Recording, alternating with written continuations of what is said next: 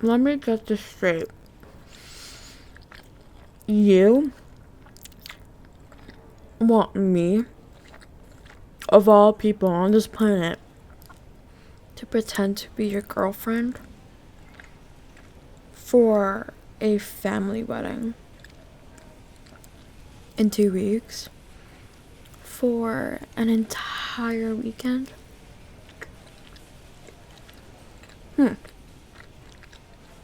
You, who once argued with me for 15 minutes in the supermarket because I took the last carton of your specific brand of oat milk. You, who accidentally liked a 3-year-old photo of me on Instagram at 2 a.m. and then unliked it, and an hour later, that you is asking me for a romantic deception of grand proportions. This has to be a joke. Is someone filming this? Are you wired? If you say gotcha in the next 3 seconds, I might actually laugh instead of pouring this very expensive cold brew over your head.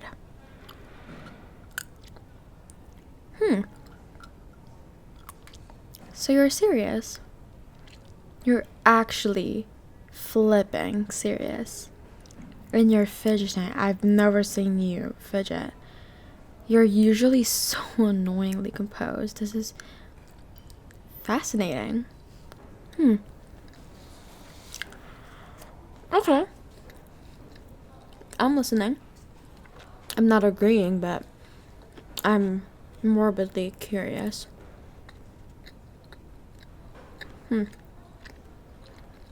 Explain. Why on earth would you subject yourself, and more importantly, me, to this?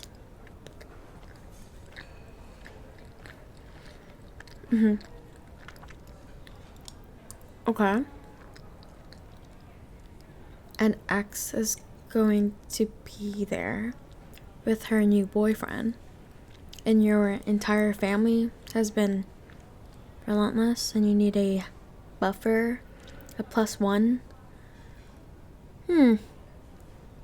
With what? Credibility? Oh, you think we have credibility? Okay, we have the opposite of credibility. We have a documented history of bickering over anything. We have a shared Google Doc that is just a list of unresolved debates, which is one of them is entry 47, whether a hot dog qualifies as a sandwich. Like, what the? And you think we can convince a room full of people, including your apparently very perceptive grandmother? You've told stories about her. She's a human lie detector. That... What? What's in it for me? I mean, besides the sheer unparalleled psychological thrill of watching you squirm for 48 hours straight, which, I won't lie, has a certain appeal. Seeing you have to call me honey with a straight face, I might pay for that.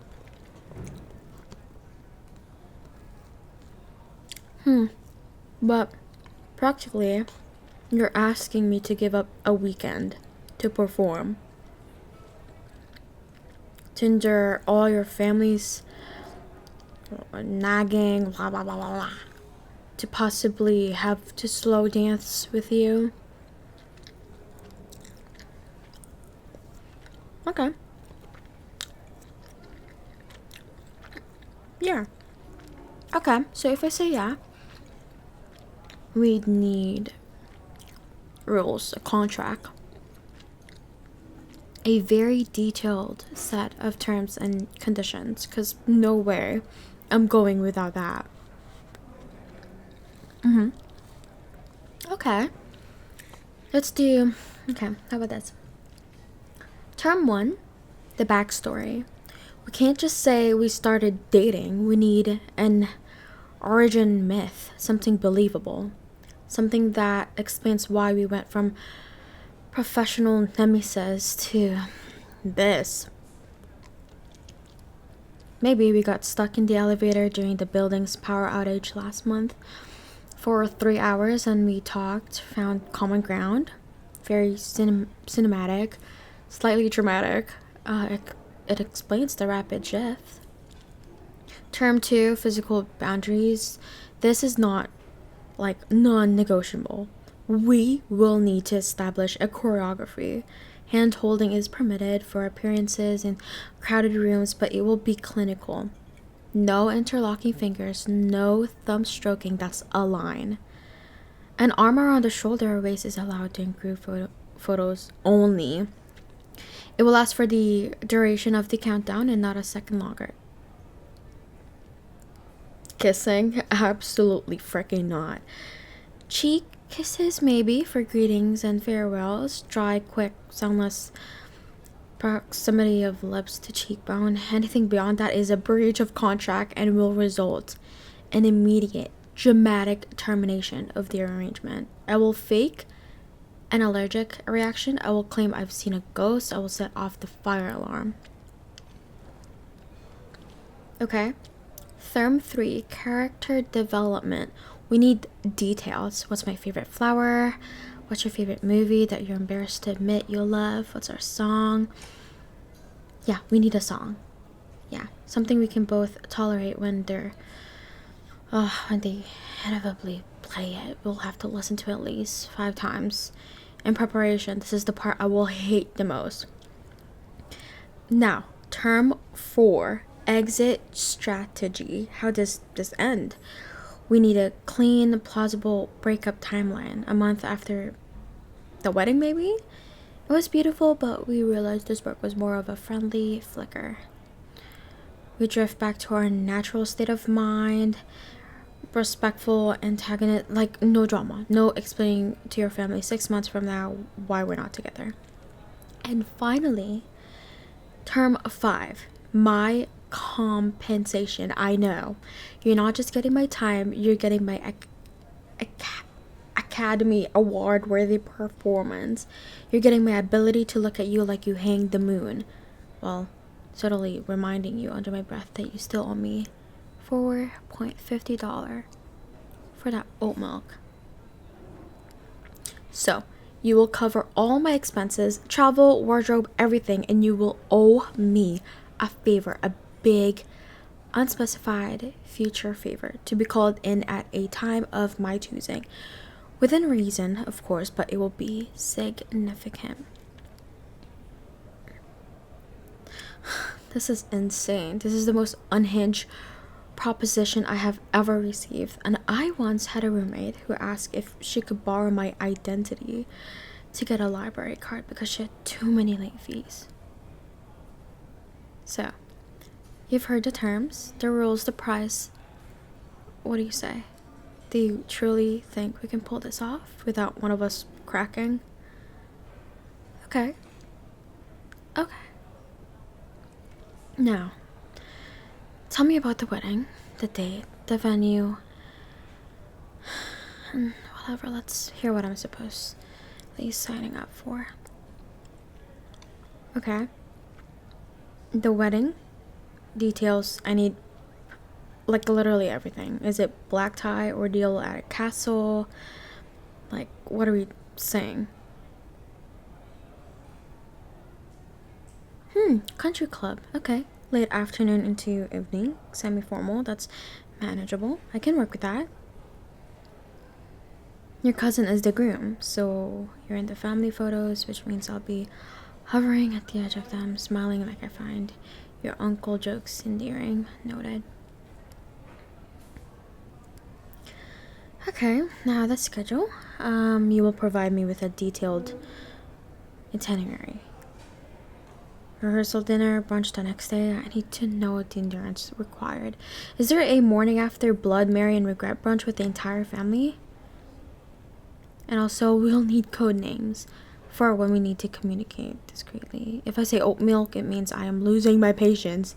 Extract me from this conversation immediately. If you say thermostat, it means my father's asking about our future plans. The flag. And also, we should have a safe word for it all gets too much. Sometimes, like, weird. Pineapple is good. If either of us says pineapple, we execute the emergency exit plan, which will be, we'll figure that out. Probably fake a sudden migraine. I don't know. So, next is arriving. We arrive separately. Meeting there would be suspicious. We should arrive there together. At least you pick me up. It's what a boyfriend would do. We'll have exactly 15 minutes in the car for a final briefing. That's all I can tolerate before the performance begins. Now, the character. You said they think you're dating someone sweet. So I'll be dialing down my inherent sparkle. I'll be the softer version, like less debating, more nodding. I'll laugh at your dad's jokes.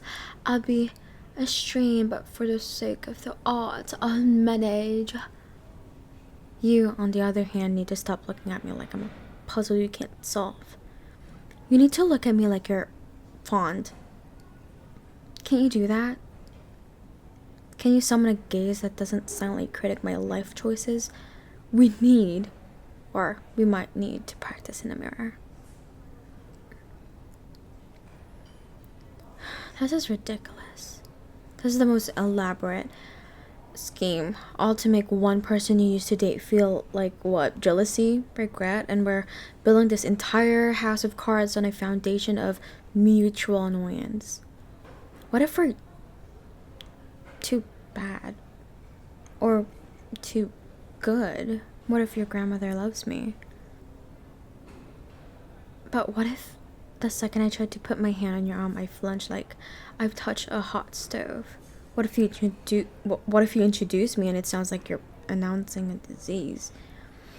Everyone, oh, this is her. You know what? No. I can't believe I'm even entertaining this. I sat here, I made rules, I discuss code names. This isn't a rom-com. This is a disaster waiting to happen. The favor you owe me isn't worth the psychic damage. Like, the slow dancing alone. I pictured it, I feel a shudder. Oh my god, a real physical shudder. So no. My answer is no. I'm not doing it. And that's exactly what I said to him. Can you believe it? Oh, thank you, Mrs. Henderson. Yes, the flowers are stunning. He actually remembered they're my favorite. Didn't you, sweetheart? Yes, darling. I was just telling your lovely mother about the hilarious thing that happened at the farmer's market with the heirloom tomatoes.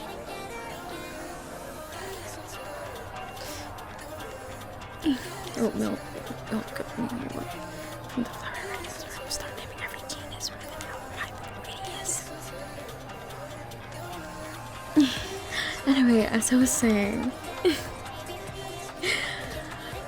What? Oh, yeah, we have to. Oh, okay. Thank you so much. It was nice talking to you, Mrs. Henderson. We'll be back. Thank you. Thank you so much. Keep walking. Smile. Nod at your Aunt Carol. Okay, good. Now into this blessedly empty hallway. Oh my god, do not let go of my hand. It's part of the aesthetic. But I swear if you try to interlock fingers, I will break one of yours. Okay. First of all, your mother is a saint and I feel profoundly guilty lying to her. Second, your Uncle Frank has asked me 3 times what my intentions are with you. I told him, like, I don't know, mutual respect and a investment portfolio. He seemed confused but impressed. I've had to compliment your jawline twice already. To your sister who just winked at me. This is a circle of hell. Like, literally. And the ex with the new boyfriend? Yeah, I saw them by the punch bowl. She keeps looking over here. I guess mission accomplished, I guess. You look like you've seen a ghost. You need to relax your face. You're supposed to be in love, not awaiting a root canal. There. You look less like a hostage. Now, the speech is in 20 minutes. We have to be at the family table. I need you to feed me one singular strawberry from the fruit tart. It's a non-negotiable beat for the cute couple narrative. One strawberry, I will smile, he will smile. It will be a brief and tasteful scene. Whatever. Understood? There they are. The lovebirds. What the Come on, you two. What? The photographer wants more of the young love shots. Young love shots? What the fuck does that even mean? Are they going to make us kiss? Oh my god. Okay. New emergency code word. If I say tomato papa, it means I am about to scream. Yes, tomato papa. You will fake a nosebleed. I don't care. Just do it. Now, a deep breath. Remember the backstory. Elevator, 3 hours. We bonded. What was the other thing? Actually, it doesn't matter. Just look at me like I'm the one who invented the solution to the oat milk shortage. Let's go get our pictures taken, sweetheart. Yeah. Okay. I can't believe I'm doing this. I'm going to be insufferable about the favorite mode. For the rest of my life, you will never hear the end of it. Now, smile, and for the love of all that is holy, do not call me pumpkin.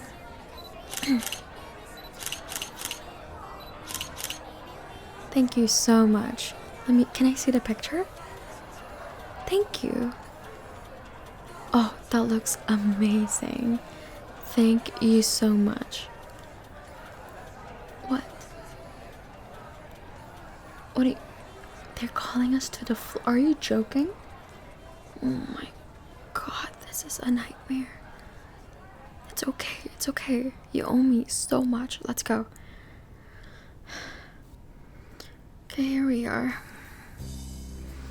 The spotlight of the entire nosy, loving, terrifying wedding is officially on us. I can feel it like a physical heat on the back of my neck. Your Uncle Frank has his phone up. Jesus Christ. Just look at me. Don't look at them. Look right here. My eyes are up here. And right now they are probably broadcasting pure. Deer in headlights there, but it's fine. We'll call it enduring nervousness. Fuck no. My hand on your shoulder, it feels like suit wool. Finer than I expected. You clean up okay. I mean, for a person who usually dresses like a very stylish librarian who's given up on the Dewey Decimal System. Your hand mid-back. Good.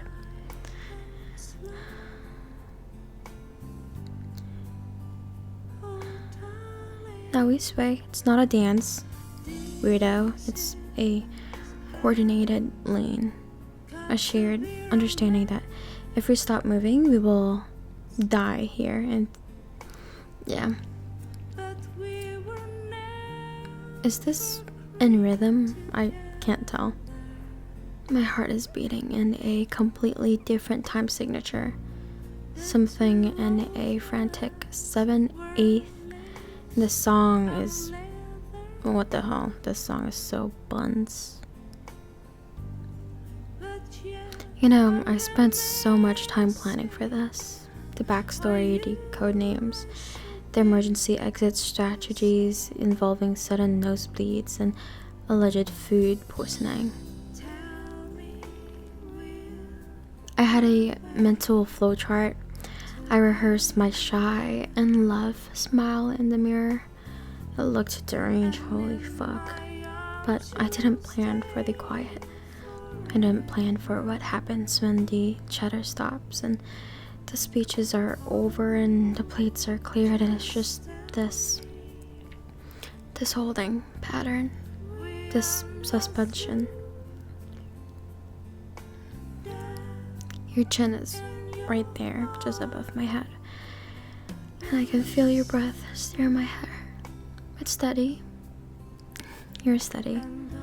I thought you'd be a nervous wreck. I thought I'd have to be the calm one, but you're just here, solid, not saying anything stupid. Well, finally you're not calling me pumpkin, just holding this space.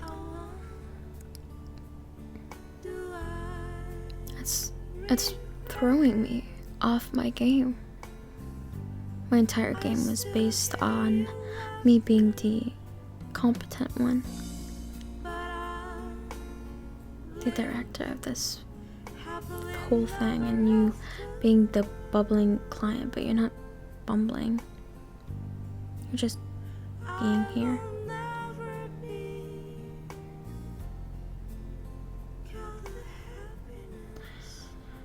I can't do my prepared small talk, like the band is great or your family's so nice. So I'm just going to stop. I'm going to stop trying to be charming. I'm going to stop scanning the room to see who's watching. I'm going to stop calculating the angle of my smile. I'm just going to let my head rest here, right here on your shoulder, just for a second, because it's there and it looks like it can hold the weight of my very, very tired performative persona.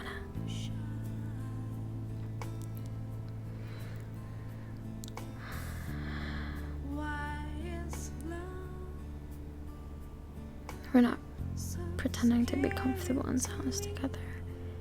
We just are in silence together. My hand on your shoulder isn't placing a flag on a designated spot anymore. It's just my hand.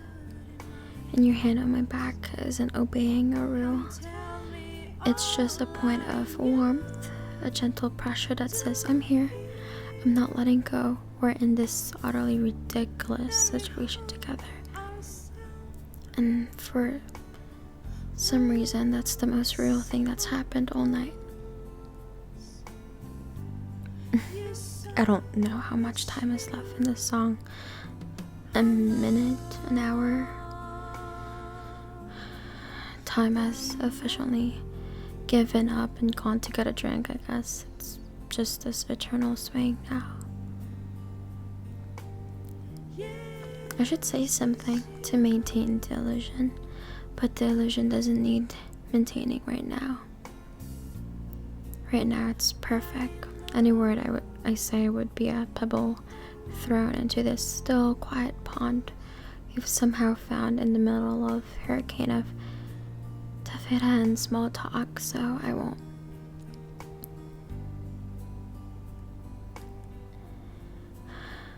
So I'll just be here, in my rented dress with my aching feet on this borrowed dance floor with my fake boyfriend.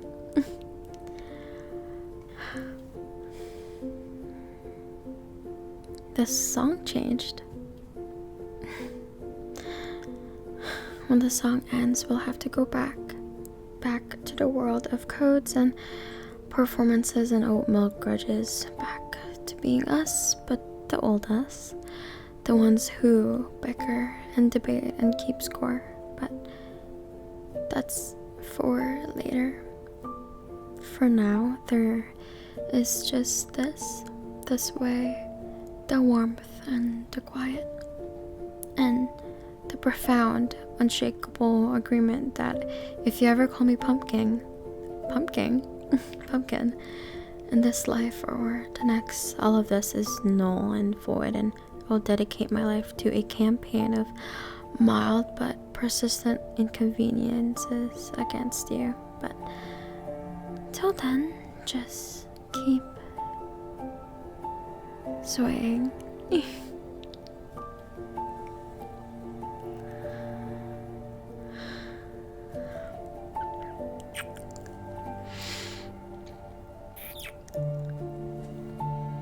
No. No, wait, I have bathroom, air, the moon, another planet. I need to be on another, bye, I can't.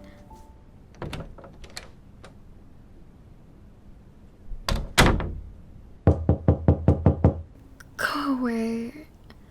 The contract is void. The deal is off. The deal is off. I can't, please. I didn't say you can come in. You were supposed to be my enemy. Do you understand that? That was the whole foundation, the entire premises. You were the one person I argued about, like, literally everything. You were the human equivalent of a footnote I disagreed with. You're so annoying. And then you had to go and have a nice jawline and wear a soft suit and be steady. And you had to whisper something that made me actually freaking laugh. And you had to stand there and be a good dancer even though we weren't really dancing. And you had to make the quiet feel nice. You completely ruined the ecosystem. You were the north in my compass, the no in my yes, and now my compass is just spinning and I don't know which way is up, down, left. I don't. And then with the kiss, that wasn't in the rules. That wasn't in the terms and conditions. There is no accident. There's nothing. So what now? We go back in there and what?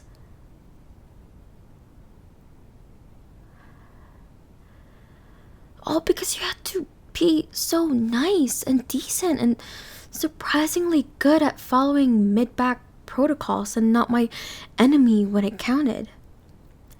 This is the worst fake date I've ever been on. And the best, and I don't know what to do with that. I don't know. I don't have a code word for this. Pineapple, tomato, Popeye, like. Say something.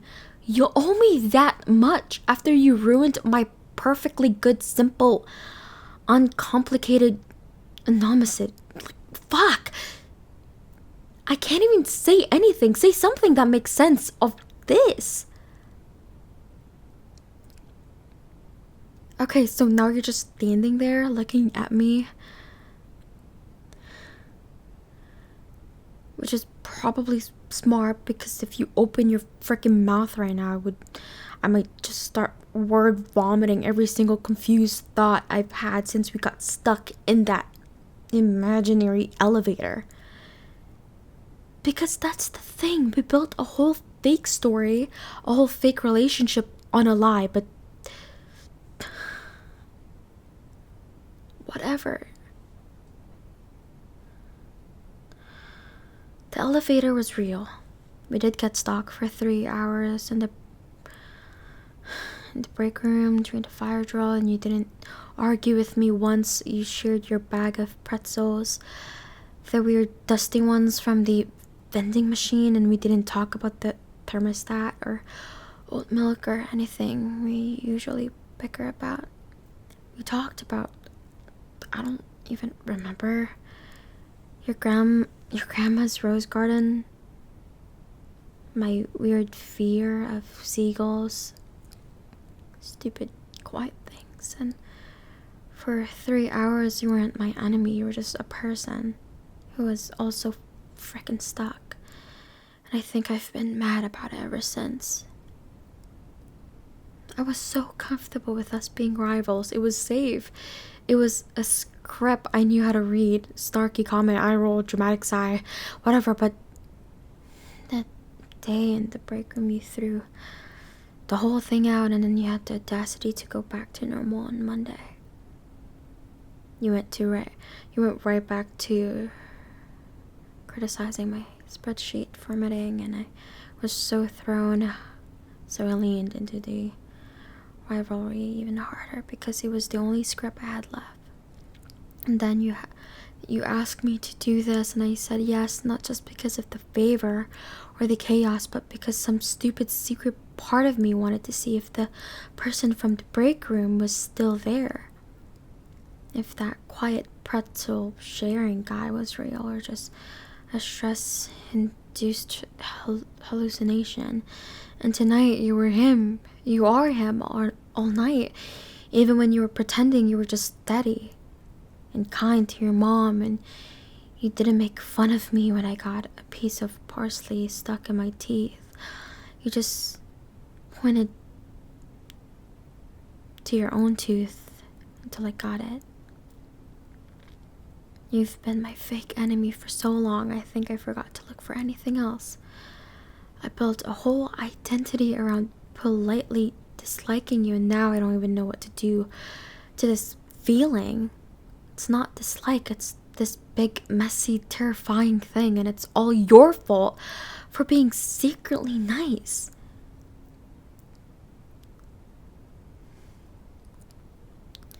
And now I'm out here in the cold having an existential crisis about my own personality because my professional nemesis makes me feel safe during a slow dance and has warm hands.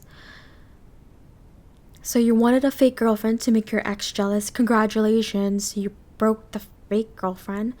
She's broken. I'm a pile of malfunctioning parts and confusing feelings on this.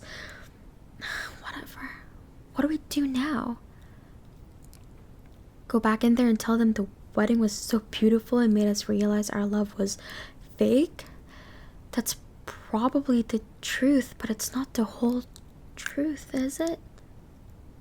The whole truth is so much more complicated and scary, and it doesn't have a rule book. The whole truth is, I think I might not want to be your enemy anymore, and I have no idea what we're supposed to be instead. So I have to go. I just have to. I can't stand here in this room that's making everything look and feel like a movie we didn't audition for. I can't look at you while my entire internal operating system is rebooting. It's making a whirring sound. Can you hear it? It's whatever. I have to go back to the world where you're the person who uses the wrong formatting and shared documents, and I'm the person who leaves passive-aggressive sticky notes about it.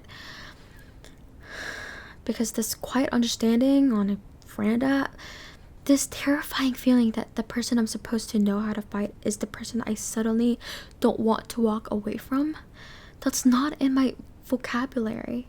I don't have the definitions for that. My dictionary only goes from A to annoyingly persistent. So I'm leaving. I'm going to walk back through those doors. Past that hideous face, through the hallway of judgment, and I'm going to find my coat. I'm going to tell your mother I have a sudden splitting headache, which isn't even a lie. It's not even a lie. I'm going to get into my car and I'm going to drive. And tomorrow or Monday, or whenever we see each other next, we'll go back to normal. We'll have to. We'll pick up the old script. I'll complain about the coffee you made, or you'll roll your eyes at my new organizational system. Will be us again.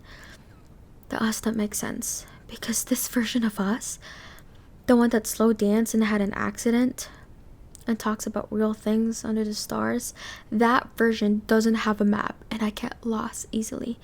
So I'm going, don't follow me this time. Just let me have my dramatic exit, I guess. Why are you looking at me like that? What are you planning to do? What? No, don't drop my hand right now. Please don't kiss me. Mm-mm. What? What? What? You like me?